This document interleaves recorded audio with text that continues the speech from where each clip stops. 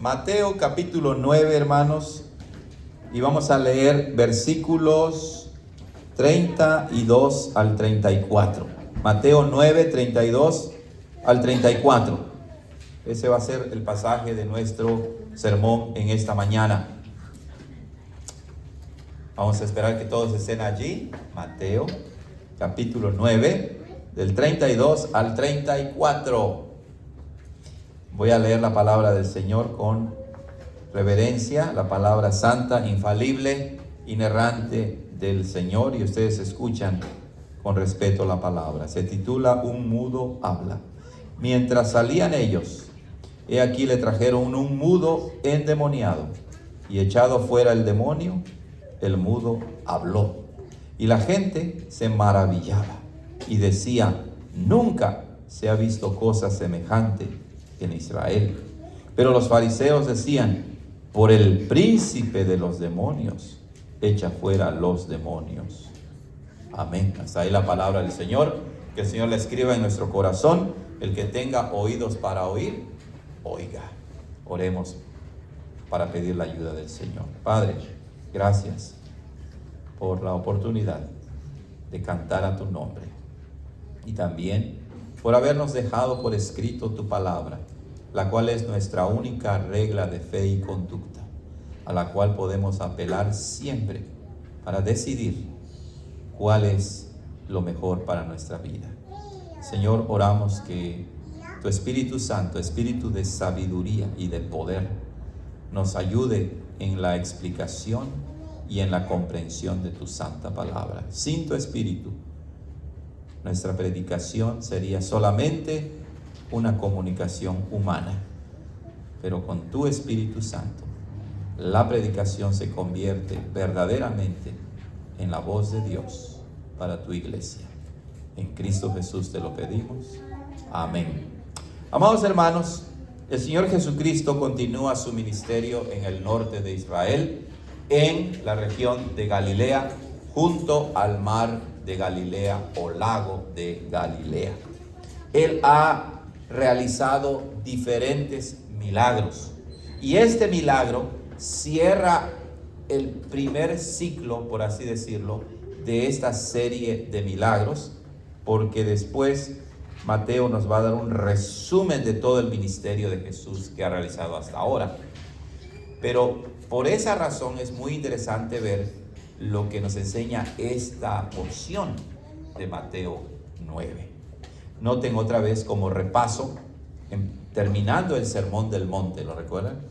El Señor sana a un leproso, sana al esclavo de un centurión romano que estaba a punto de morir, sana de fiebre a la suegra de Pedro. Recuerden que la fiebre en el mundo antiguo podía ser mortal. No había ibuprofeno, ¿verdad? No había Tylenol. Hay unas pastillas en México que dicen adiós a la gripa en un 2x3. ¿Cómo se llama esa pastilla? No recuerdo, ¿verdad? XL3, adiós a la gripa en un 2x3. No había XL3. Y Lucas nos dice que la fiebre de la suegra de Pedro era una fiebre muy grande, muy severa. Entonces Dios la rescata de la muerte misma. Luego, el Señor calma la tempestad. Su poder no solo sobre las enfermedades físicas, sino sobre la misma creación. ¿No lo leímos hace rato? Que el Señor no solamente creó, sino Él con su providencia sustenta y gobierna a su creación.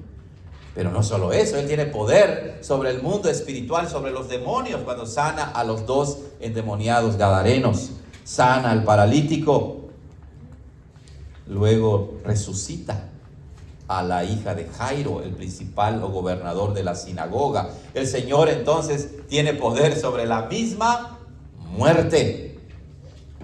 Y luego 2 ciegos reciben la vista. Y culminamos pues esta serie de milagros con un mudo que habla. Pero veamos de qué manera Mateo el evangelista introduce esta narración y el lugar que ocupa en su contexto. Mientras salían ellos, esta expresión se refiere a los 2 ciegos que fueron sanados. Mientras salían ellos, He aquí le trajeron un mudo endemoniado. ¿Salían de dónde? Salían de la casa donde Jesús se hospedaba en Capernaum. Pero noten que además de eso, inmediatamente le trajeron un mudo. El Señor Jesús, Él de verdad estaba muy ocupado en su ministerio. Pero además de ello, vemos la disposición, el corazón de Jesús, su compasión en no rechazar a los enfermos que le traen a Él. Y en este caso, a un endemoniado. Y es que ese es un tema principal en Mateo, como en los evangelios también, que los milagros de Jesús no son solamente exhibiciones extraordinarias de poder y autoridad, sino que revelan además la compasión y la misericordia de Jesús.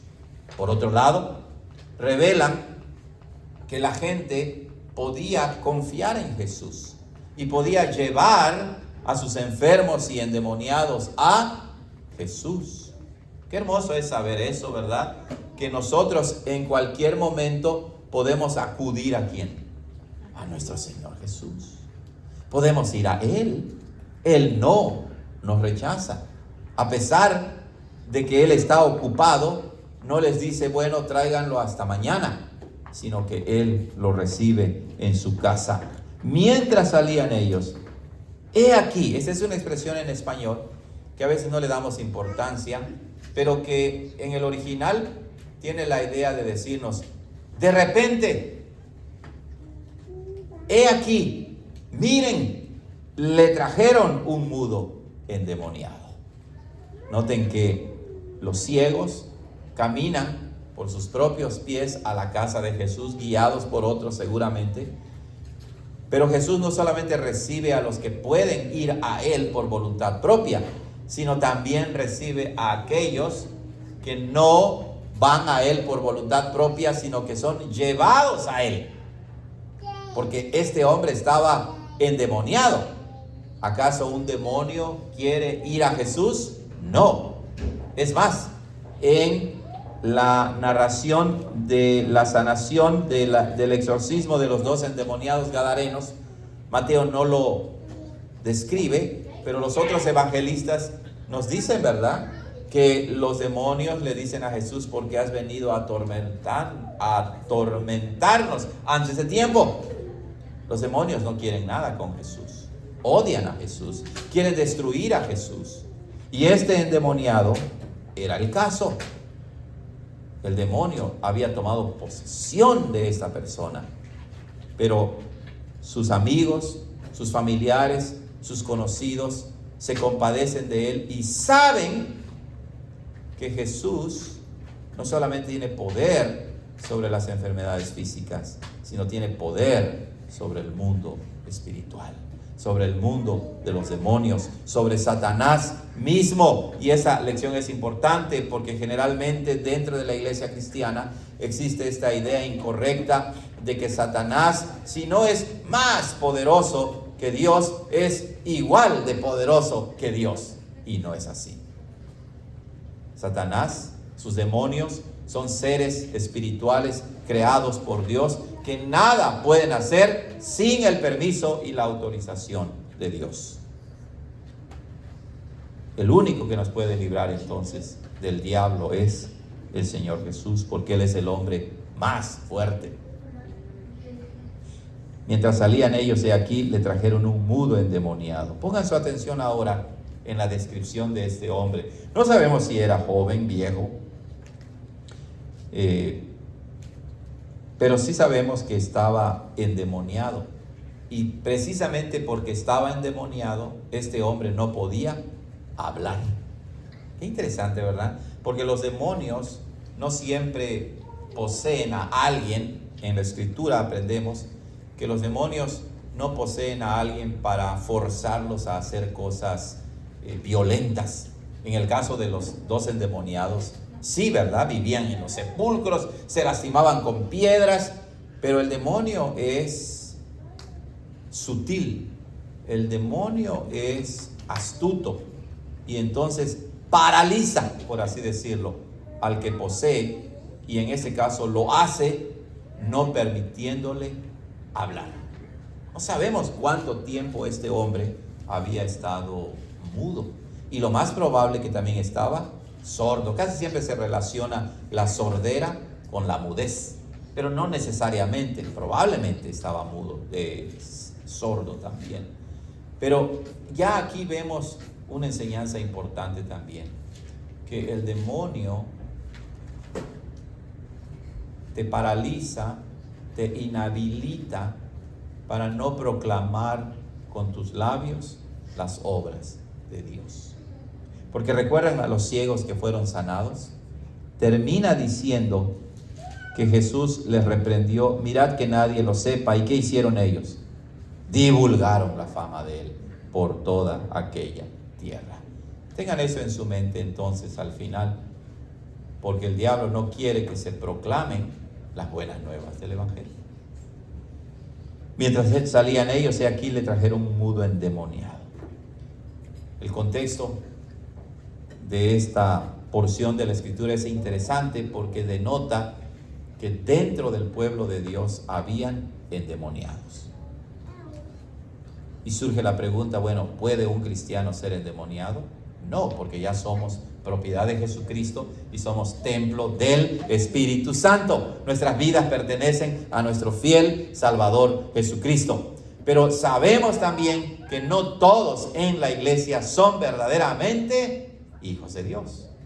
Y en el caso del pueblo de Israel, en ese tiempo muchos se habían olvidado del Mesías, del que vendría y los rescataría, de modo que Satanás empezó a meterse, por así decirlo, y tomar posesión de muchos israelitas. Entonces nosotros no debemos presumir o asumir, dar por sentado que nada nos puede pasar. No dar por sentado de que, bueno, voy a la iglesia y ya soy verdadero israelita, como decían los judíos. Dentro del pueblo de Dios habían endemoniados. ¿No era triste eso? Es muy triste. Es muy triste cuando en iglesias cristianas se enfatiza más a los demonios que a Cristo mismo. Es muy triste cuando mucha gente en muchas iglesias evangélicas piensan que una señal de verdadera santidad y que Dios está presente en medio de tu iglesia es que se hagan más exorcismos que en otras iglesias. Terrible eso. Pero hay gente que así piensa. Jesús viene a liberarnos del poder del diablo. Eso es lo que dice el versículo 33. Y echado fuera el demonio, el mudo habló. Aquí noten cómo Mateo, a diferencia de los dos endemoniados gadarenos, no hace énfasis en el exorcismo, hace énfasis en la sanidad de este hombre endemoniado, en la liberación de este hombre endemoniado. Claro, cuando dice y echado fuera el demonio, presupone que Jesús reprende al demonio y lo echa fuera, lo expulsa. La palabra echar fuera en el griego original es una palabra fuerte. Jesús expulsa con violencia, por así decirlo, con fuerza, de manera definitiva al demonio. Los demonios no pueden resistirse al poder de Jesús. Él es más poderoso que todos los demonios juntos. Él tiene poder sobre el mundo espiritual. ¿Por qué creemos en Jesús? Podemos dar muchas razones, pero aquí hay una. Creemos en Jesús porque Él nos protege incluso de Satanás mismo. Nos protege de sus demonios. Tiene poder sobre ellos. Los expulsa, los saca, los echa fuera.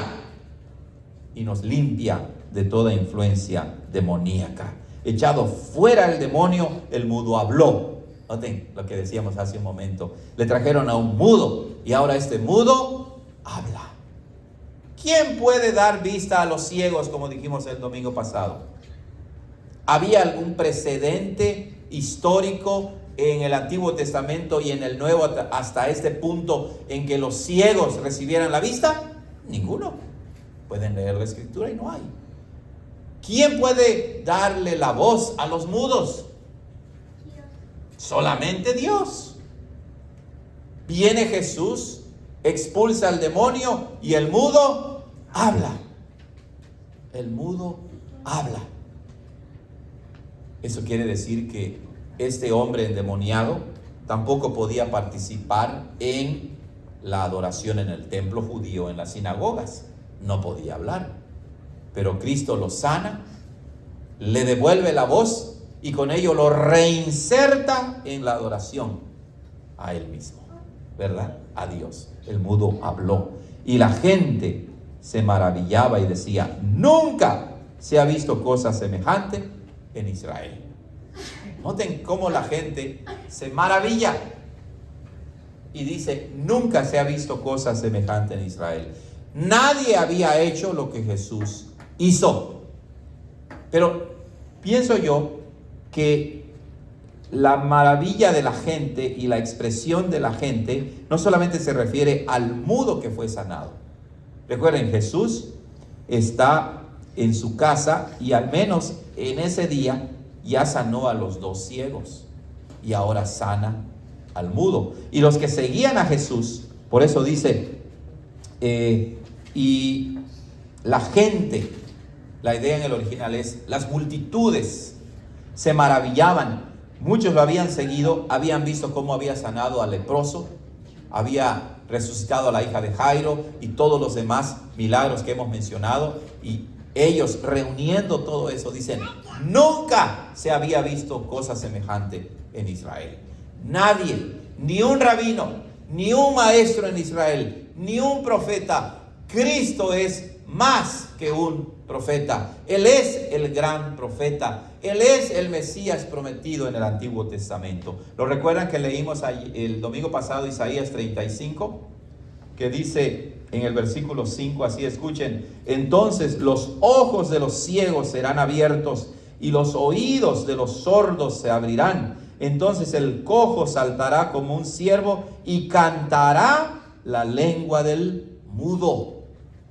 Es decir, en esta porción de la Escritura y en las persona y obra de Jesús vemos el cumplimiento de las profecías mesiánicas del Antiguo Testamento que aluden, se refieren a Cristo.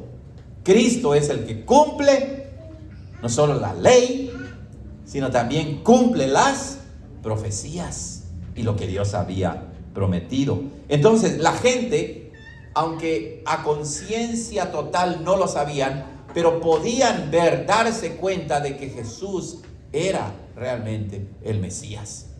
Podían darse cuenta, aunque de una manera limitada y a veces incorrecta, pero daban testimonio de que nadie podía hacer lo que Jesús hacía, porque Él es el único, Él es el Hijo mismo de Dios, Él es el Mesías poderoso. ¿A quién acudiremos entonces? Solamente a Cristo, solamente a Jesús. Él es el que tiene poder sobre todos y todas las cosas.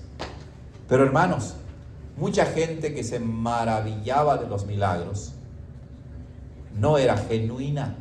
Es decir, no se maravillaban de Jesús mismo. Se maravillaban solamente ¿de qué? De las obras maravillosas de Jesús.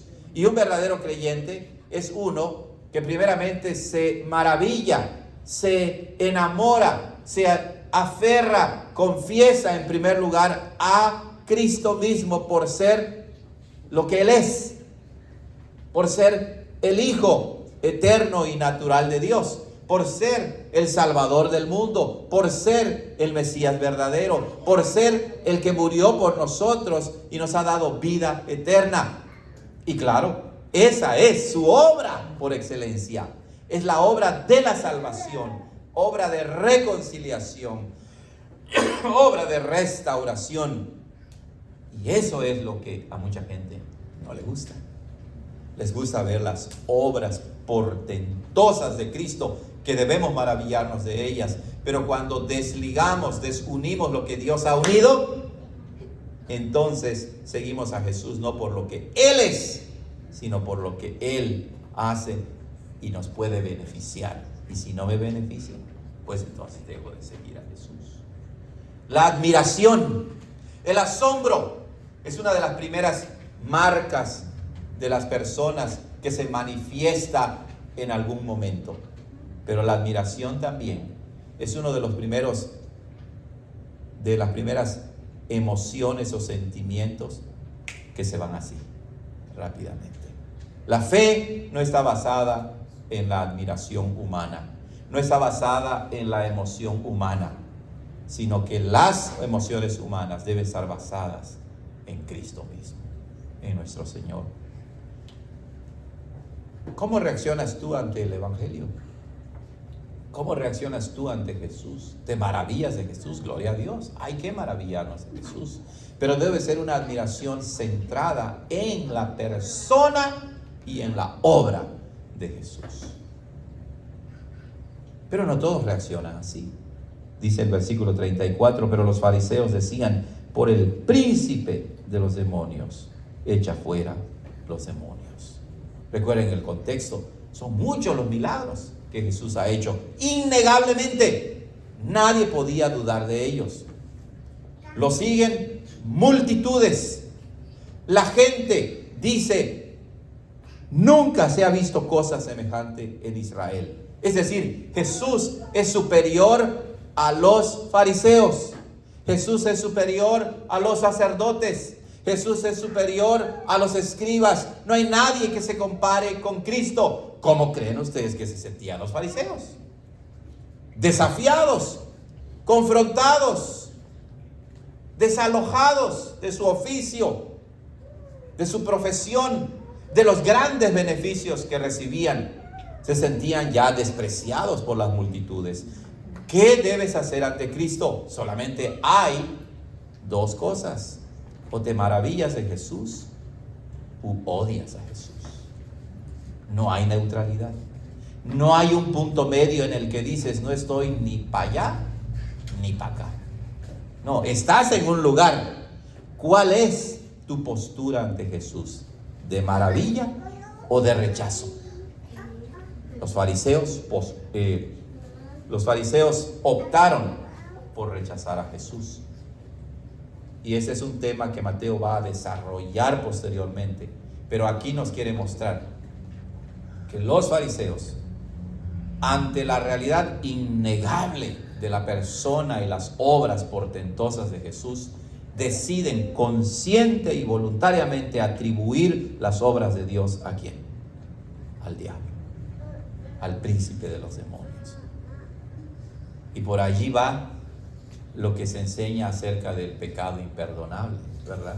Cuando uno de corazón, consciente, voluntariamente, como los fariseos que ven que Jesús cumple las profecías, ven que Jesús es el Mesías, pero dicen no a Jesús y rechazan a Jesús.